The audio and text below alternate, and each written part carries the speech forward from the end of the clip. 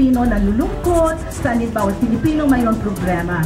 Babigay sila mamaya ng sorpresa at mga pagkain para din sa mga bata natin. So, ito yung totoong pag-ibig Pilipino. Ito yung totoong people power. Makikinig kayo mabuti.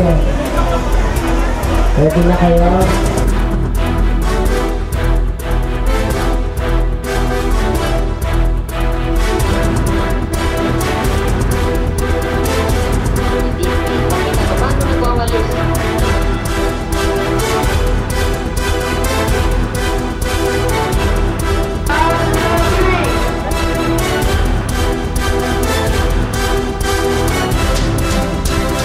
Uso na ngayon ang tama.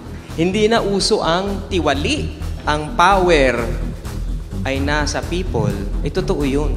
Kung lahat tayo, isa sa inyo, may gagawing makabuluhan, may paninindigan kayo, at ito ay tama. Pag sama-sama po natin yan, yung buong Pilipinas, naging ganun. Di ba ang ganda? Why did we choose to come to Negros Oriental? Because during the time after Typhoon Sento and after the earthquake, we have seen the true essence of people power today.